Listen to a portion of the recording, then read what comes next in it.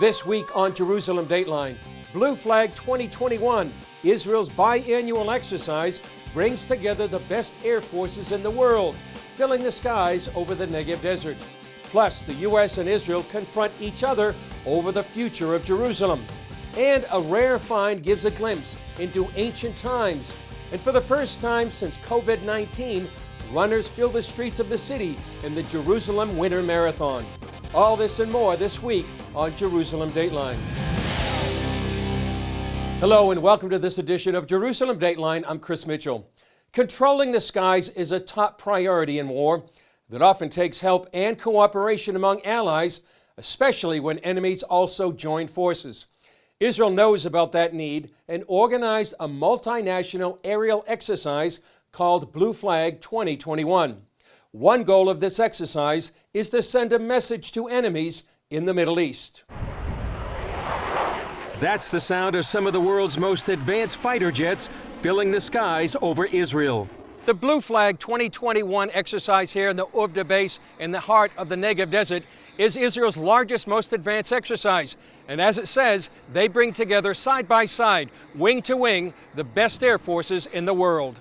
This allied force includes the U.S., Greece, Germany, India, France, Italy, and for the first time, the U.K. This is a great opportunity for Israel, again, to show how we do cooperation and why we do it. 7 different countries come to Israel, to this beautiful land, to train together and see how we can do things better.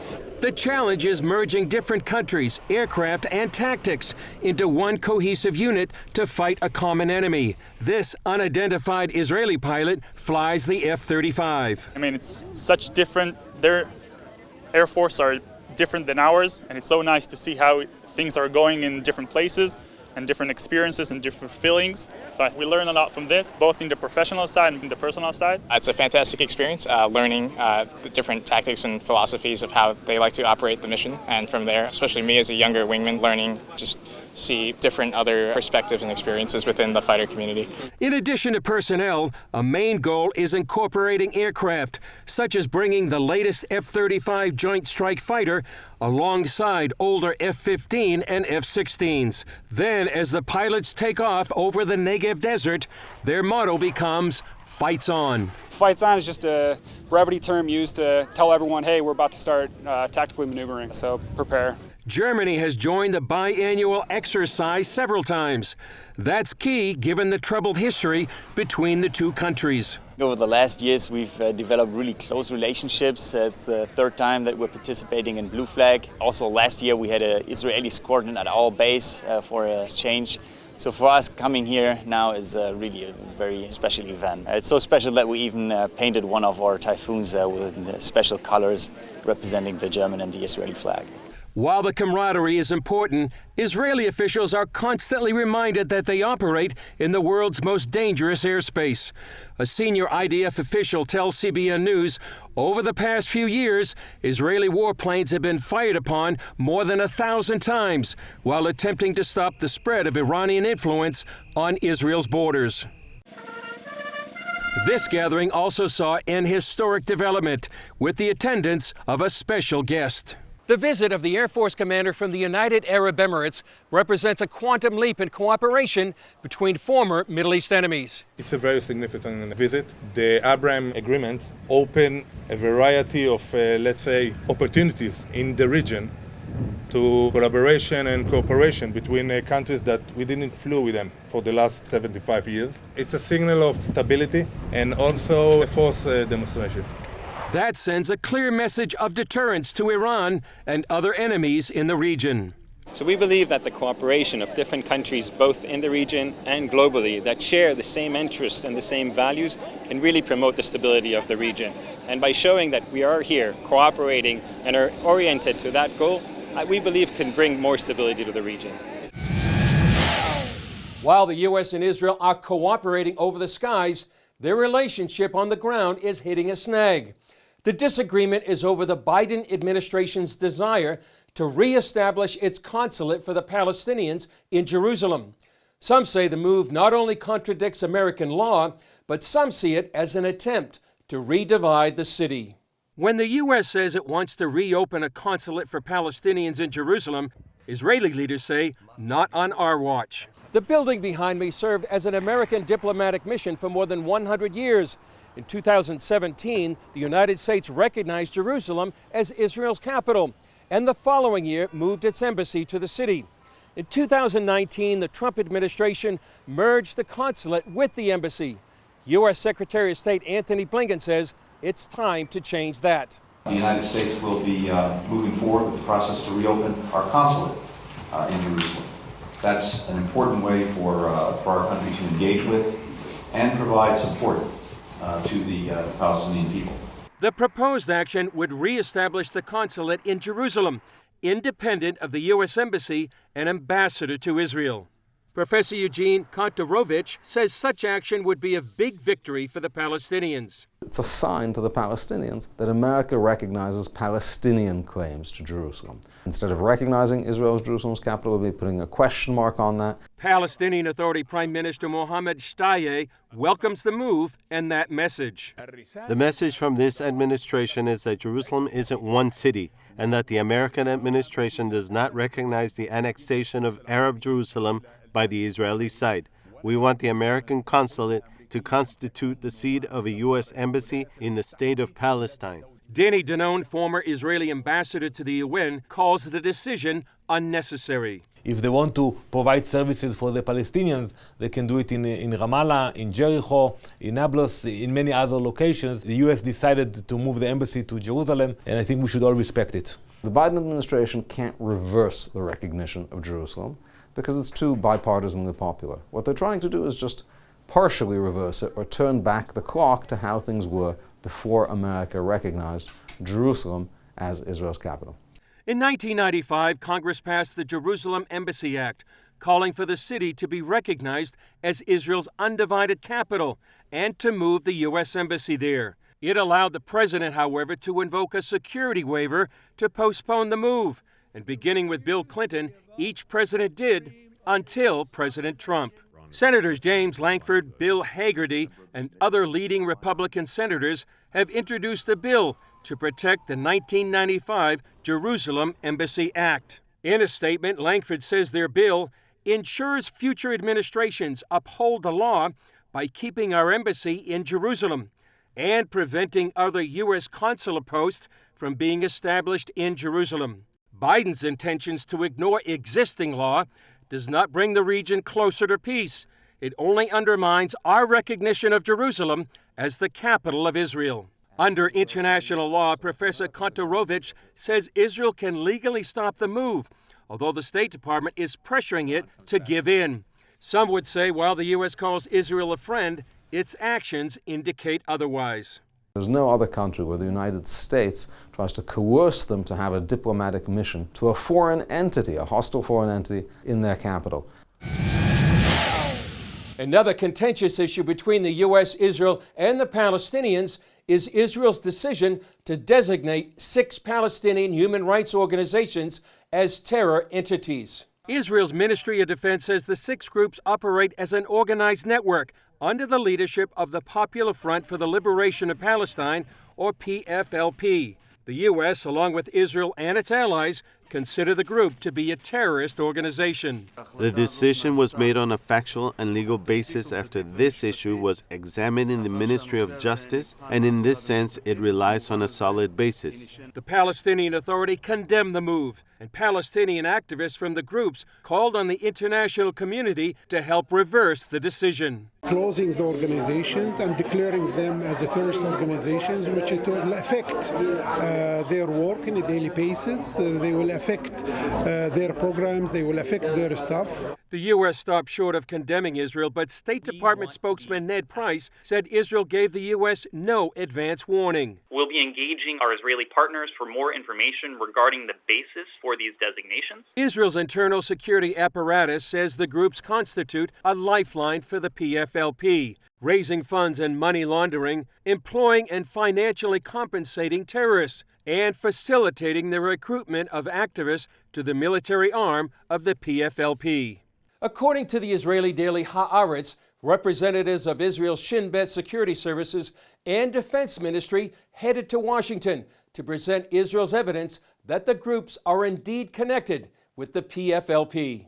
Olga Deutsch, Vice President of NGO Monitor, says her organization has been trying to show the connection between humanitarian groups and terror organizations like the PFLP for years. Increasingly over the years, we have seen connections. They go to conferences, they share the same platforms. They have Shawan Jabarin, the head of Al-Haq, which is one of the most prominent Palestinian human rights groups, representing PFLP in many formal meetings. Deutsch says the paradox is that the Palestinian people are the victims of the scam. Instead of being served by true human rights groups, their needs are hijacked for political and terrorist causes.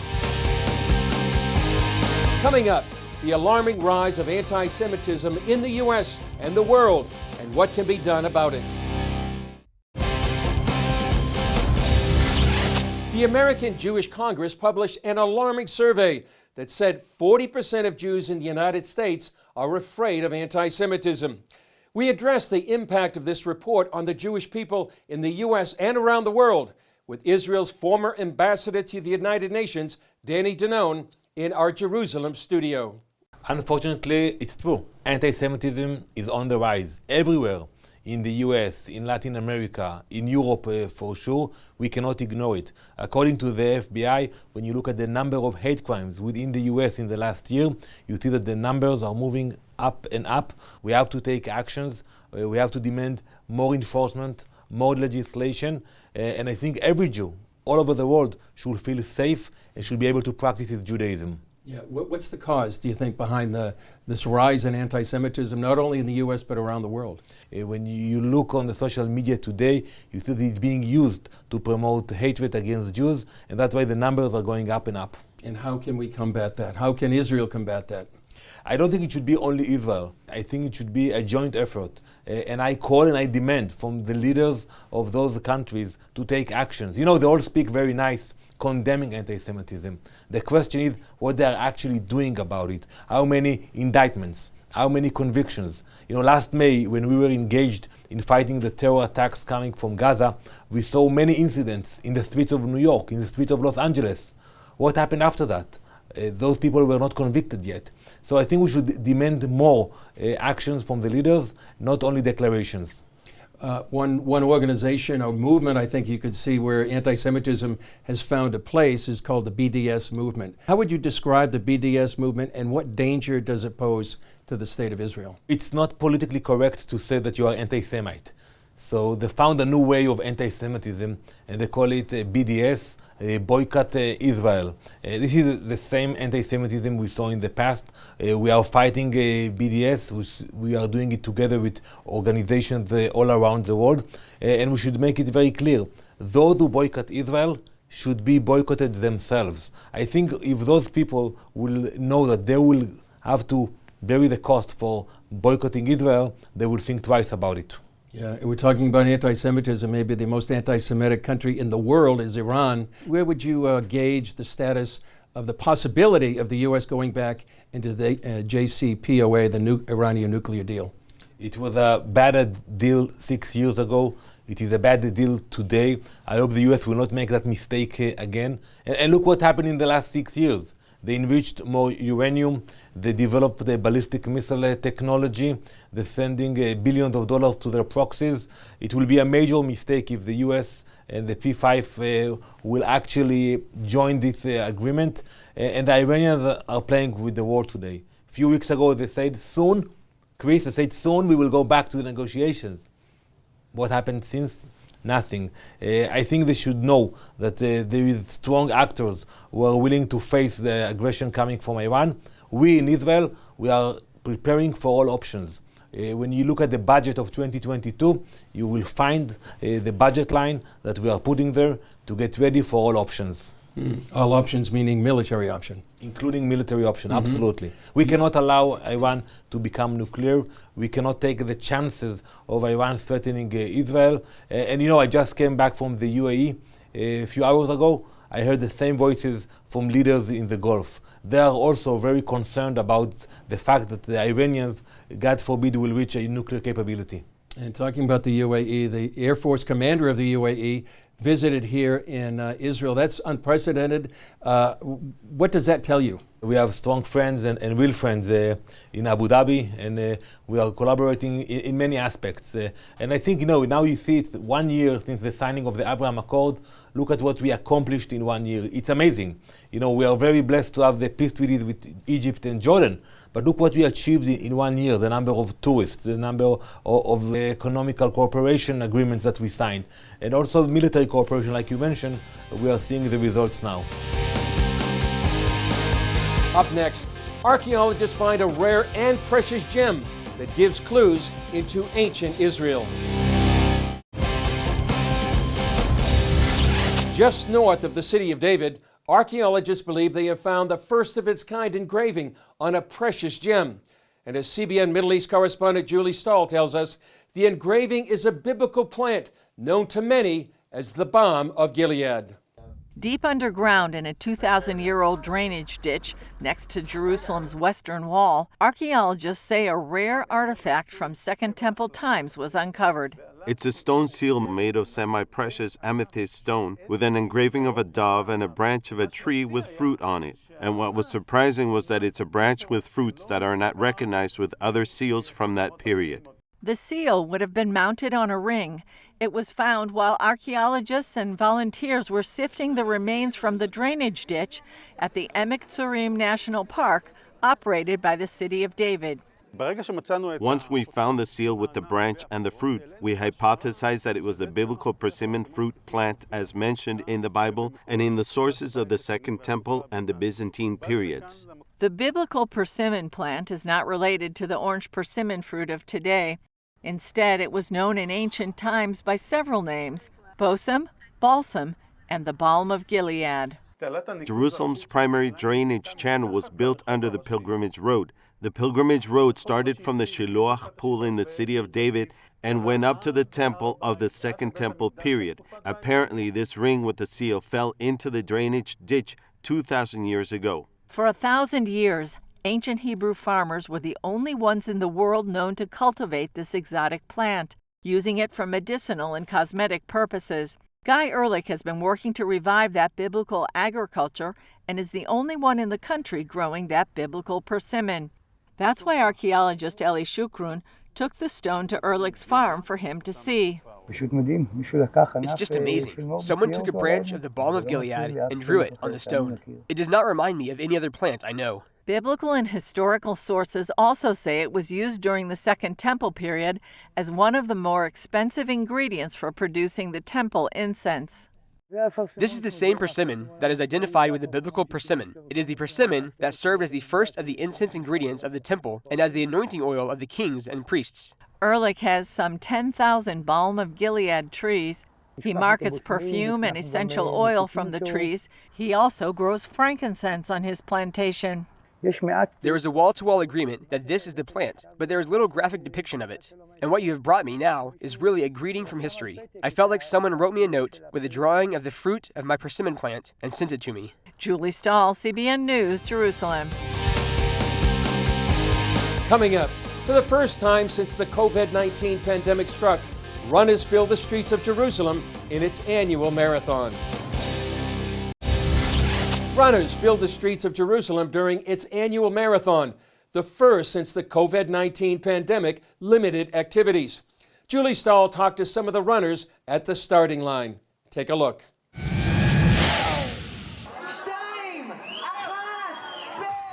Some 20,000 runners participated in the 10th Jerusalem Winter Marathon. Jerusalem Mayor Moshe Leon was one of them. It's very special and it's very exciting. Usually held in March, the 2020 marathon was canceled altogether and 2021 was postponed until now. But everyone was glad to be back after a year and a half of COVID-19 restrictions and lockdowns. My son and my grandchild, they are running today. Almost 2 years that we are closed in the house with all this disease.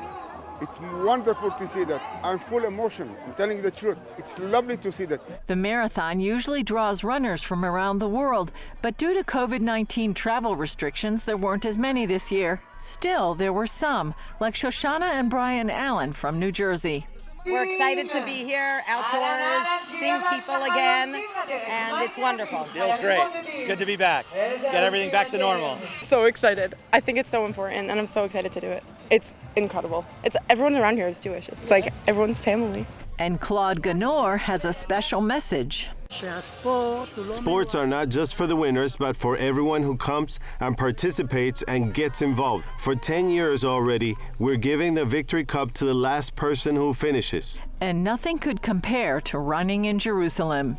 Jerusalem is something special. I don't know what to say, but it's the atmosphere is different than the other places that I've been before. I think it's amazing to run in the places we can actually read about in the Bible. I mean, you walk in the Bible, you run in the Bible. That's the path that God gave us, and it's amazing to do that in a marathon. Jerusalem, you know, it's been a Jewish nation for many, many, many years. When you walk around and see the history, and it just gives you the adrenaline to continue running. You know that our ancestors have ran here before, and now we're running. Julie Stahl, CBN News, the Jerusalem Winter Marathon. Well, hopefully next year, runners from around the world will return to the city for this extraordinary event. That's all for this edition of Jerusalem Dateline. Thanks for joining us. I'm Chris Mitchell. We'll see you next time on Jerusalem Dateline.